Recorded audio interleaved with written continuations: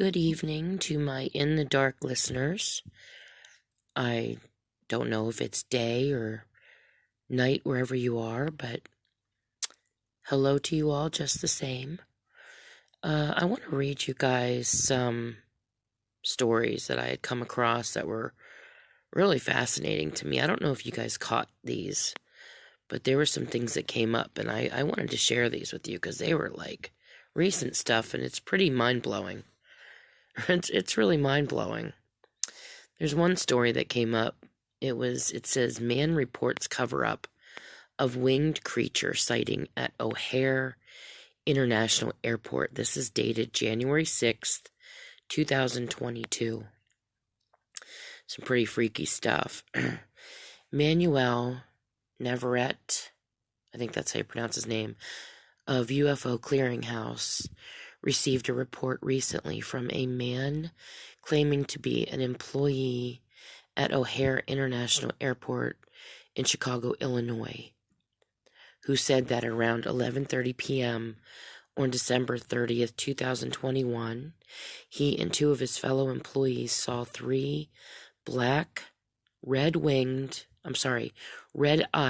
winged creatures while working near a hangar.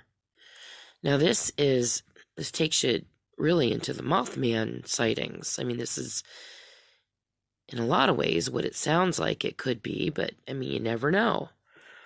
But there wasn't one, there was three of them. Although the man claimed that he and another employee recorded the event, he said that airport officials required them to delete the videos. Of course they did. I was working this weekend on Thursday, 12/30/2021, at the American Airlines aircraft hangar at about 11:30 at night. I was outside with about three other individuals. We were in the process of bringing a 777-200 into the hangar to get some maintenance done on one of the engines. I don't know how you pronounce that, the name of that plane, but that's just how it's written, so bear with me there. This was a routine that we did almost daily on a variety of planes at this particular hangar. As we were hooking up the plane to the tug to move it and communicating with each other, I looked up and saw three large black creatures over by the parking lot. They were about 7 feet tall each, and they were just staring right at us. They're always 7 feet tall or above. I yelled out to Carlos, and he tells Robert, and all three of us are looking straight at these things when one of them opens what look like large black wings and shoots off into the sky, followed by the others, all three making a sort of screeching sound as they take off. A few seconds later, a security vehicle comes screaming up through the driveway and stops, and some white, chubby security person runs out with his flashlight and starts checking the area. He's shortly joined by three other trucks and a couple of supervisors that I recognize from staff meetings. I looked over, and Robert is doing the same thing I am doing and recording this on his phone, and I know that both of us had to have gotten a glimpse of these creatures right as they took off.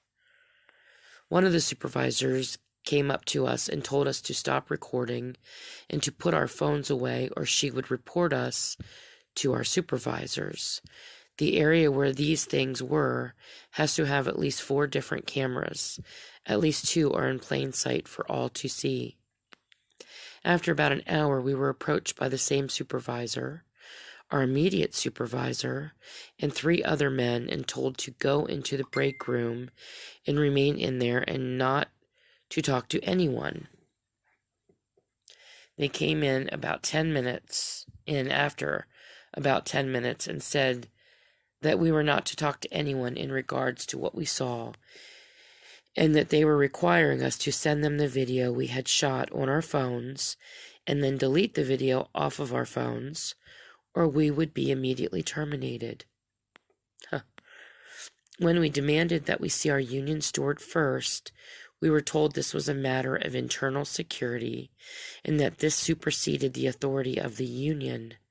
We attempted to argue and were then told in a raised voice that we would not be allowed to leave without the deletion of the video in our phones. I did not want to lose my job after 8 years, especially when the benefits and pay were really good. So I sent my video to the supervisor's phone, and in front of her and the others deleted the video. We were told that we were to keep this to ourselves and were not to speak to anyone or we could lose our jobs. Well, after a lot of consideration, they can kiss my butt. I'm just putting that nicely. And I decided to write to you about what happened. I cannot just sit back and get told to keep something a secret just because they want to keep lining their pockets. I called and asked my union steward, and he told me he would look into it and get back to me. I've yet to hear back from him. These people aren't playing around. They have checked in on us at least twice, and I have also heard from others who have seen the same thing, that they were told to stay quiet or risk losing their jobs. God forbid anybody would tell the truth. So many people have been threatened with being fired if they told their story. What you hear reported is just a small piece of these things.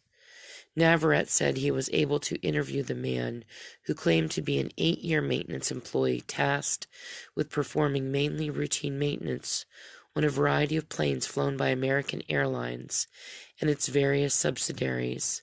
According to Navarrete, the witness described the work as routine and had performed it without incident prior to the encounter.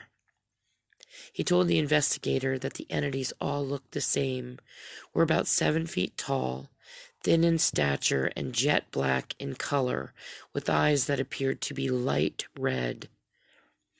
Despite it being nighttime, the beings stood out against the background, since they were completely black compared to the rest of the area, which was illuminated by artificial lights. The man then described the encounter again to Navarrete, this time in greater detail. According to the investigator, the witness stated that they were in the process of hooking up a plane to a tug to tow into the hangar for maintenance, when he turned to his right and saw the entities standing there next to the chain-link fence that separated the tarmac from the parking lot. He stated that they were staring directly at him and his co-workers, and that is when he called out to his co-workers, who immediately noticed the entities.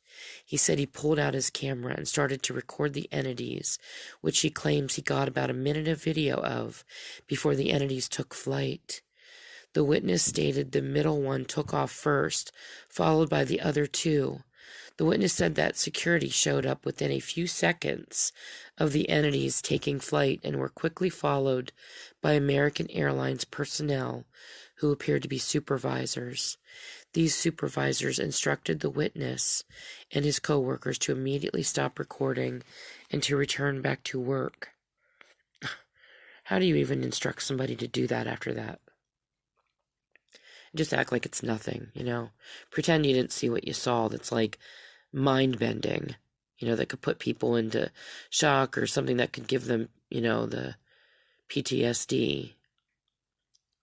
It's just crazy stuff.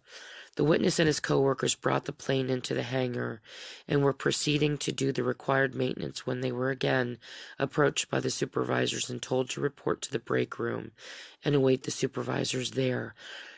I really wish that people would stop and send these videos to themselves somewhere else, or to a friend or something. Back it up before they just, walk into a place and get put on the spot where they're forced to, delete the stuff. I mean, they need to have some kind of backup before they do that. So if you ever have a sighting, make sure you back it up. So they were not to talk to or engage with anyone else until the supervisors got there. When the supervisors arrived, they were joined by other American Airlines executives, and the witness and his co-workers were told to not talk about this incident to anyone, and that they needed to forward the video they shot to the supervisors and then immediately delete the video from their phones in front of the supervisors and executives. They were told that they would not be allowed to leave the break room until they had done so. When the witness and his co-workers asked to speak to their union steward regarding what they were being asked to do, they were told that this superseded the union, and there was nothing the union would be able to do to help them, and this was a matter of internal security. The witness reluctantly forwarded and deleted the video out of fear of losing his job, seniority, and benefits, as did his co-workers. Navarrete then said the man told him that when he and his co-workers approached the union about this incident, they were told that the union would look into the incident and get back to them. However, Navarrete added, to date the union has not followed up with the witness and has not responded to inquiries about the incident by the witness. They wouldn't. There's nothing they can do about that. This is if they use the term, internal security and stuff like that, they're not gonna get anywhere with that. The witness told Navarrete that the airline has taken a very aggressive stance against witnesses in regards to these sightings. Wow, and that many witnesses have either been terminated, laid off, or reassigned to other workstations in order to keep these sightings under wraps. Wow. So this is literally a cover-up. Furthermore, the man said employees have been warned against speaking about these sightings or they could face disciplinary action up to and including immediate termination. This is an ongoing occurrence. He told Navarrete that he had heard that many of the same employees who were present at the reported July 22nd sighting at O'Hare have either been terminated or laid off, and that those who were let go were meant to act as an example to others to encourage them not to talk about their sightings. You can't not talk about this. This is stuff that can break people's mind. They have to talk about this. How could they expect them not to? Navarrete found this most recent witness credible and is currently attempting to reach out to any former employees involved in winged creature sightings. He said he will keep everyone updated as the investigation continues. It is my opinion that the witness is being truthful and this incident merits further investigation, and I will be forwarding this case to our partners at the Phantoms and Monsters Fortean Research Team for follow-up investigation, he said. I didn't even know there was any such thing as Phantoms and Monsters Fortean Research Team. Wow. You learn something every day. The reported July 22nd sighting mentioned by this witness has proven to be a contentious topic, with additional anonymous reports coming in after the initial encounter was reported, one which went to MUFON, Mutual UFO Network. MUFON ultimately closed their investigation after losing contact with the witness who had submitted the report to them. That witness then reportedly went on to discuss their case with UFO Clearinghouse instead. The events surrounding the July 22nd incident were reported to be very similar to those described above. These are two different sightings, guys, including a darkly colored winged creature seen near O'Hare's cargo area and claims of a security response to the incident. O'Hare International Airport has been the epicenter of recent winged humanoid sightings in the Lake Michigan Mothman investigation, with over a dozen sighting reports coming from the airport itself since August of 2019, and many more reported in the surrounding communities. Reports from the larger investigation have come from every state bordering Lake Michigan and date back to 1957. This report constitutes the latest news in a string of Mothman sightings from within a few 100-mile radius surrounding Lake Michigan, including every state bordering the Great Lake. These sightings ostensibly began in the spring of 2017, but more historical accounts are being reported as more people become aware of the phenomenon. They generally take place in the evening or at night, often in or near a park or natural area and around water. Surprise, surprise. And this is where most of the disappearances happen or people are found dead. Witnesses consistently describe a large gray, brown, or black bat or bird-like creature, although in a small number of cases the creature was described as insect-like, sometimes with glowing or reflective red, yellow, green, or orange eyes, and humanoid features such as arms and legs are often reported. Some witnesses have reported feeling intense fear and an aura of evil emanating from the creature they encountered. And you don't feel that for no reason, guys. Many of the sightings are also of something seen only briefly or are described only as a flying creature with few details, which leaves open the possibility that a misidentified large bird such as a heron or crane, I call bullshit, or some type of anomalous avian species could explain some, although certainly not all, of the encounters. A number of associated high strangeness incidents have also occurred alongside the creature sightings. These include reports of UFOs, other anomalous flying creatures, and mysterious humanoids, parapsychological phenomena, and bizarre events experienced by those investigating the sightings. So that was one of the stories that I ran into that was just crazy. And there was another. This was just in one day. Reports from the void, those red demon eyes. December 15th, 2021. The Singular Fortean Society received the following email titled Red Demon Eyes Sighting in May of 2021. Me and my cousin have seen those red demon eyes.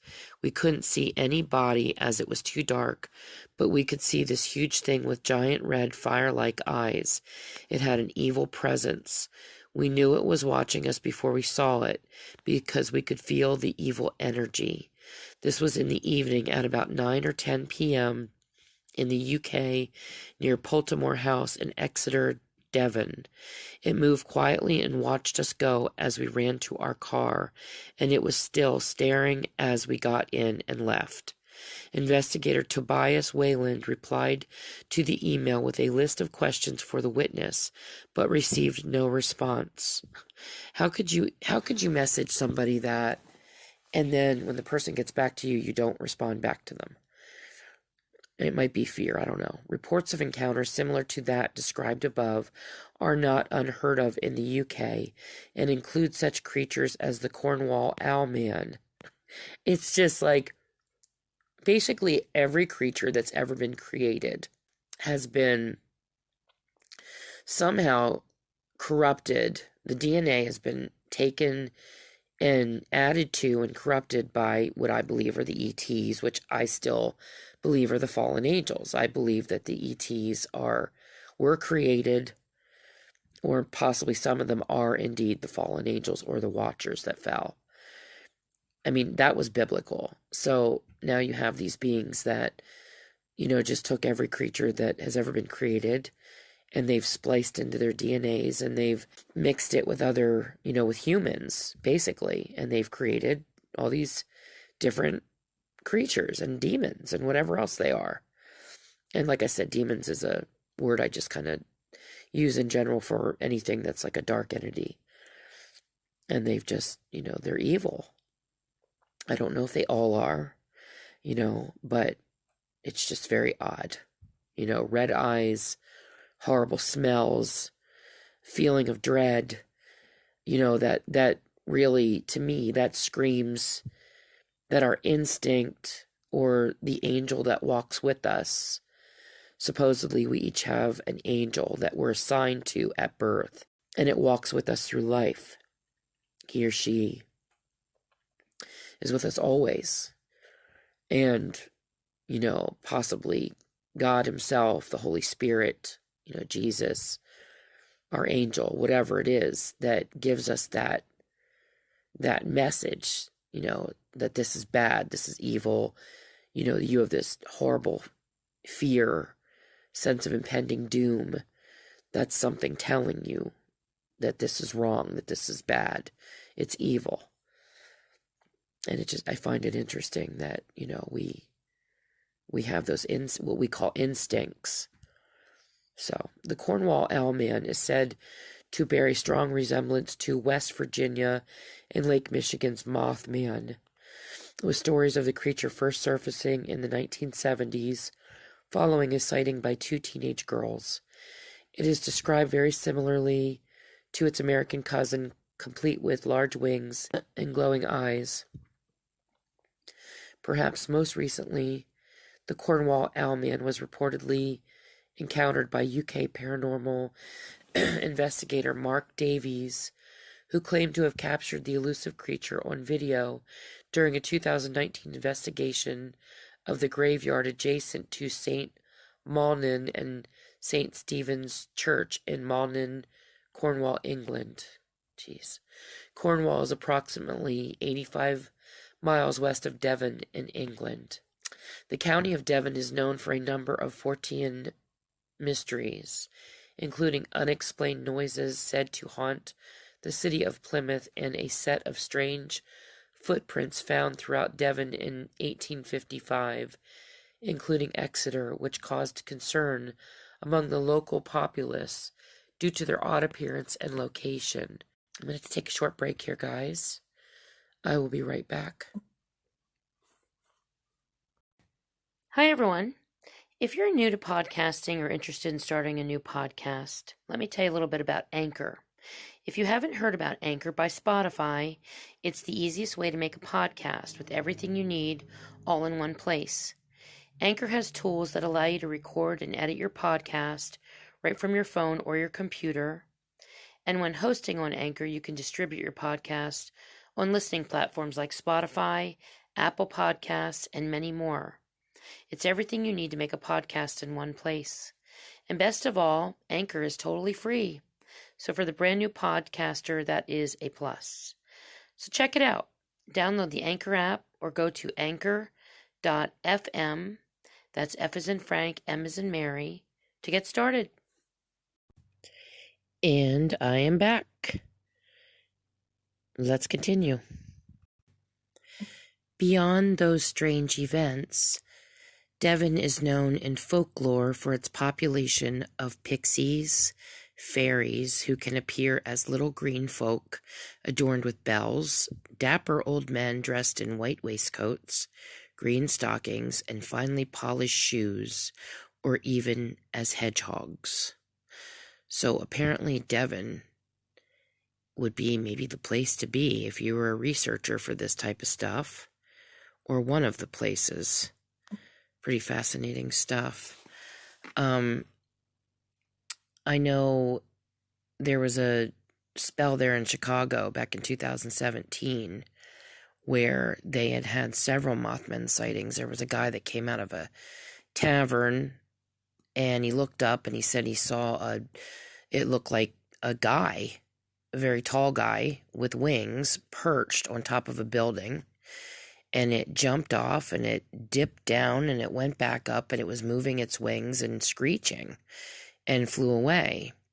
There was another man that was outside smoking a cigarette and he said he saw, this was all like at the same time. These were all, appearances that were happening all together. And he was, the same time frame. He was just outside smoking and he looked up and there's this thing in the sky that was flying around. And they said something about, could it have been in a man that had a suit on? And he said no, because they don't, there's no jet pack in the back to help you propel or fly. It didn't move stiffly. He said the wings, moved and fluttered and, and it was flying. And there was a woman that was walking her dog and it was like a cemetery area, I believe.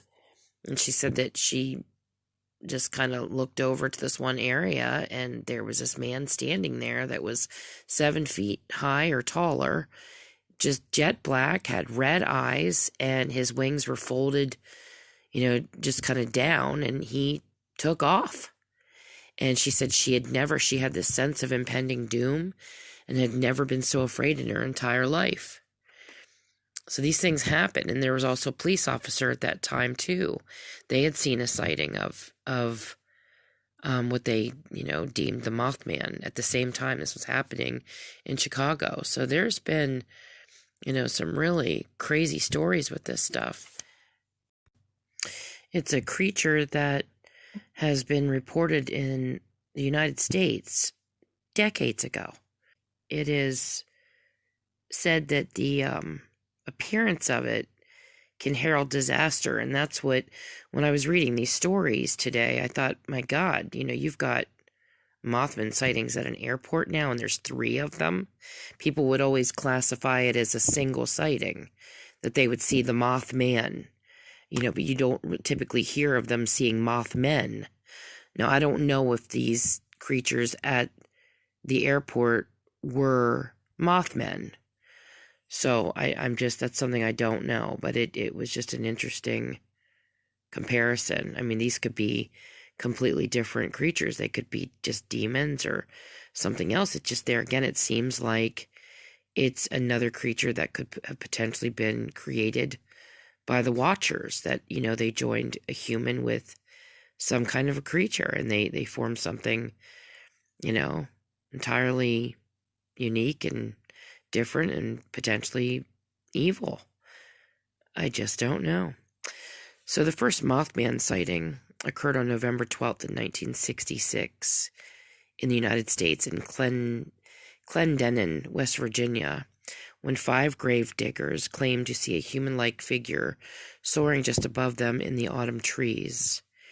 Days later, on November 15th, in nearby Point Pleasant, West Virginia, a small city located on the meeting place of the Ohio and the Kanawha Rivers, 2 couples both spotted a white-winged human-sized creature with fiery eyes standing in front of their car headlights. Now, this is interesting because this creature wasn't black, it was white. So, I mean, this is kind of like the Sasquatch, where some people see, they're black or they're reddish color, and others see white ones. Especially, I think it's in Pennsylvania that the white ones have been spotted the most. Steve Mallet was one of these witnesses. It was like a man with wings, he recounted to the Point Pleasant Register. It wasn't anything like you'd seen on TV or in a monster movie, he said. Another witness, Roger Scarberry, described the creature as having red eyes about 2 inches in diameter and 6 inches apart. Scarberry said that had he seen the creature by himself, he wouldn't have said anything, but there were 4 of them who saw it. The sightings continued for months throughout the Point Pleasant area. The mystery and fear surrounding the strange bird-like monster came to a head on December 15, 1967, with the tragic collapse of the Silver Bridge. 46 people died when the bridge, which connected the city with Gallipolis, Ohio, collapsed during rush hour. The destruction was blamed on a dysfunctional eye bar in the suspension chain, but some locals felt that something more sinister was at play, and that it might be connected to the recent reports of the eerie creature. They even have, in Point Pleasant, they have a statue of the Mothman. I believe it's on, I think it's on Main Street. Theories arose that Point Pleasant might have been a portal to an alternate realm, and that the Mothman creature, coupled with reports of UFOs, poltergeists, and bizarre light phenomenons in the area, was somehow connected to the Silver Bridge tragedy.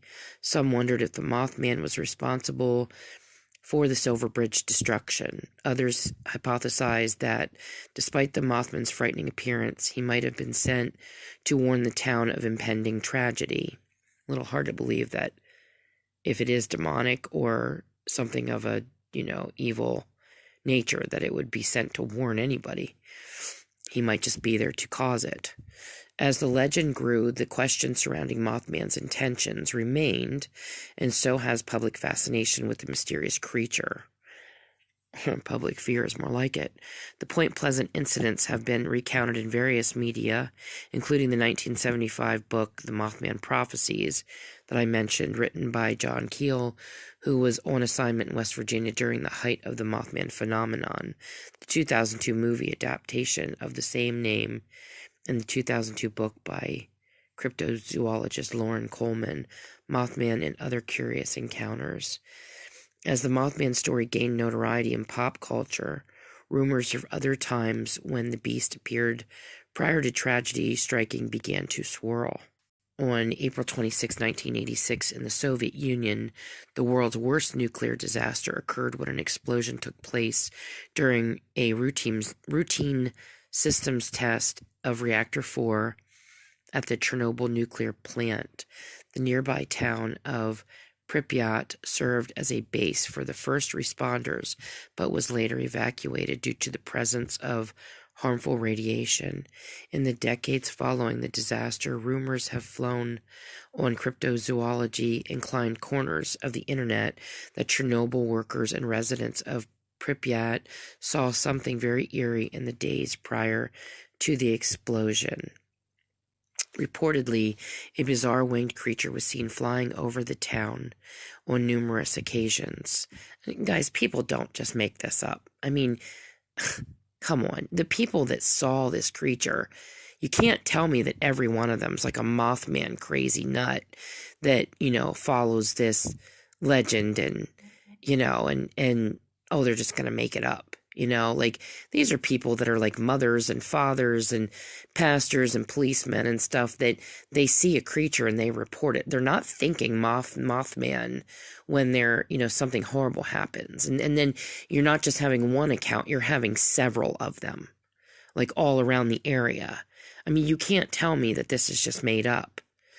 A few workers at Chernobyl also allegedly saw the same creature. These are workers at Chernobyl.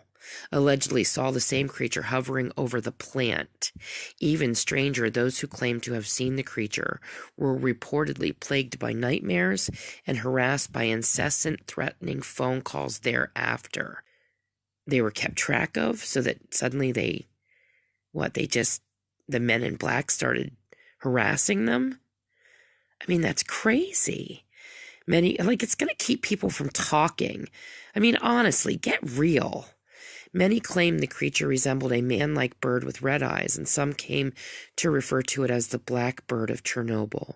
Was the Black Bird of Chernobyl the same creature as the one seen prior to the Silver Bridge disaster? Or was it, as some have suggested, merely a rare black stork? And that is about a joke. Honestly. 9/11. Following the terrorist attacks on the World Trade Center on September 11, 2001, rumors emerged that witnesses reported seeing a large crane-like figure in the vicinity of the towers 5 days prior to the attack. It had been 31 years since any such sighting of Mothman in North America had happened. On the day of the horrific attack, Mothman was reported to have appeared again, some claiming they could see his face through clouds of smoke and debris. I-35 West bridge collapse. There was also a Mothman sighting. Freakishly enough, another sighting of Mothman was noted at the site of a bridge collapse. At rush hour on August 1st, 2007, a bridge on Interstate 35 in Minneapolis, Minnesota, gave way at its center. 13 people died and nearly 145 were injured in its fall. Reports trickled in that a Mothman-like figure started appearing near the bridge about a month prior to its collapse. Skeptics dismissed the creature as a large heron or crane, but some Mothman believers began to theorize that Mothman could possibly be a paranormal entity rather than a cryptid. Could he have arrived to warn of the impending disaster? I mean, what is that? How can you even say that? How would you guess? So you see a Mothman, and you actually have convinced yourself that because there's a sighting, he's warning of impending disaster. But how would you guess where the disaster is going to be? Unless it's only hanging around the area that the disaster is going to take place. So if you see a Mothman and it's typically being spotted in one area, I would really be careful of that area, I guess. Could he have arrived to warn of the impending danger, or was he present to prepare for the bridge's collapse? Guess we don't know. On April 10th, 2009, residents of La Junta in the Mexican state of, I'm not going to pronounce this right, Chihuahua, began noticing a strange creature in their midst. He was very tall and hairy with two expansive wings and wide bloodshot eyes. One young student even reported that the creature chased him relentlessly. Those were 15 minutes of maximum despair, said the student, who chose to remain anonymous during the interview. Why would he chase somebody? That's fascinating. I've never heard of the Mothman actually chasing a person. It was during this time that the area began to see a rise in swine flu cases tied to the ongoing 2009 outbreak. Two other witnesses by the names of Angela Mendez and Viviana Ledesma claimed to have heard the creature in an apple orchard near Minaka Cemetery. Some believers theorize that the creature terrifying the residents of Chihuahua was in fact the Mothman. So what is the Mothman really? Is it a monster bent on wreaking destruction on Earth? Is it a supernatural force sent to warn of impending danger somehow? Is it a conflation of various local myths and animal sightings? We may never know for sure, but it's clear that the fearsome creature is a source of fascination for many half a century after the first sighting. So they have a festival even for the Mothman in Point Pleasant, as well as the statue they have. It's funny how we always get these, these celebrations of these creatures, like the Bigfoot statues they have, like in Colorado and places. It may not be something to truly celebrate. These creatures could be taking and abducting people, children, eating them. These things are showing up and horrible destruction follows, and we erect statues of them and we have festivals to celebrate them. That's a little weird. It's a little odd. So I didn't plan on doing a Mothman episode tonight. It just kind of fell in my lap when I read those two sightings. I'm going to do some more checking. I wanted to do some more research on the Exeter and Devon, some of the lore there. I've done some things on that before, but I didn't really get really deep into it. I'd like to get deeper into that location and find out every detail about that I can. Life is hard. And so many times we find ourselves always caught up in the negative and the bad. And in some cases, face to face with real evil beings. Don't forget the beauty of life, guys. To focus on the positive, no matter how hard or scary things get. Find your tribe, your support group, or others like-minded. That's important. And always try to find the good with the bad. Focus on your blessings and positivity. Don't let the darkness and, the dark evil forces take you away. Like, don't let it win. Just really focus on the good as much as you can. Take walks, listen to some good, clean stuff. Beautiful music, read a good, uplifting book or poetry or, something. Listen to the cello and the violin and the piano on YouTube instead of raunchy jokes and, acid rock and all the satanic crap that's floating around out there. Get acquainted with good, positive people that are good people that are decent and have values and morals and ethics. Sit in front of a fire with a hot cup of tea while reading a good book. Something. Remember, these dark forces win because we allow most of it. They feed off of and therefore create negativity. The world is filled with it. It's their food source, their power. They're parasitic. Don't let them win. Fight it with love and positivity and finding the beauty and blessings in life. That's how you want to fight it. There's just way too much negativity. I want to say something about my relationship and walk with God. Something's been weighing on my conscience. I can't say it's the Lord. I think it's more me. It's the way I feel when I'm doing some of this stuff, Sometimes as you're doing shows like this and you're talking to and forming relationships or friendships along the way with so many different people who have different beliefs or viewpoints, and many are so open-minded, you feel yourself getting a bit lost along the way of your own beliefs, and sometimes those beliefs or thoughts can change, or they can fluctuate according to things you learn or hear about. We have been programmed and lied to so much, and things covered up, hidden from us, etc. I just want everyone to know that no matter what, I stand with the Lord. I throw things out there. We're here to learn, to find the truth, or as much of it as we can. Our world isn't what we've been led to believe. I talk to the Lord about all this often. I pray. I ask for guidance and the truth, for discernment, for forgiveness if anything I say or throw out there to all of you could be misleading, and for a way to not mislead. This is tricky stuff. It really is. Sometimes it's very confusing, and it's upsetting. It's very upsetting and controversial, and especially difficult if you are firm in your beliefs and feel it could be contrary to what the Bible teaches us, if you're a Christian especially.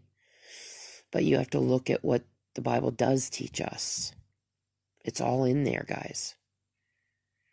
Giants, angels, fallen angels, demons, watchers who fell and created creatures of nightmare. And it goes on and on. It's all supernatural.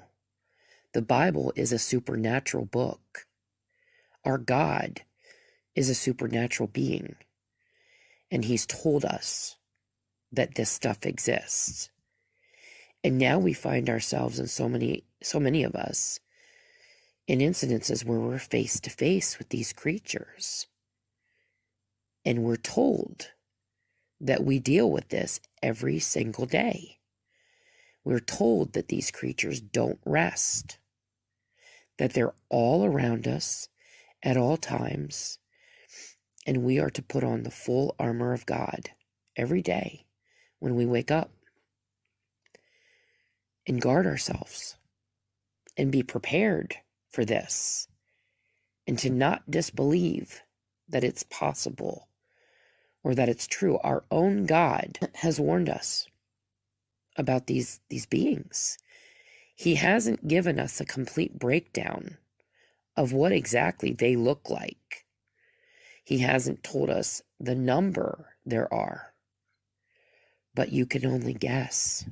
But it's all supernatural. When you think about this, our world, we were told by our God, is run by Satan, by Lucifer, the first fallen one, who had a band with him that fell. And then more came later that fell. And then the ones that fell after Lucifer, it's said that they created more beings. They created creatures, and they were splicing DNA and creating creatures that were abominations to God. They created giants. I believe that they actually created ETs. And God knows how some of these creatures that we see that look like men, they're like half men, half something else. It's crazy. So Satan runs our world, and we each have governments. Who runs these governments? Who else would run it? And for us to believe that it hasn't been corrupted, that everything we've been taught hasn't been corrupted or manipulated. We've been programmed and led to believe things that aren't true. The teachings. It's infiltrated every aspect of what we have been taught. But the truth is here. And again, this is why we are here. And I want you all to know, no matter what gets discussed on this show, I stand with God. I read my Bible or have it read to me online because God is in there. The teachings of Jesus are beautiful. And in his book, he teaches love and all things good. And that's the bottom line. I believe God has taken me here on this journey, and I believe he wants us to know the truth. These creatures no longer care about being hidden. That's apparent. They're coming out more and more. Things are shifting. And I believe we're in a great battle. And it's drastically amping up. So put on that armor of God every single day. I love you all. Have a wonderful evening or rest of your day wherever you are. Stay safe. Say your prayers. God bless you all. And I will be back soon. Take care.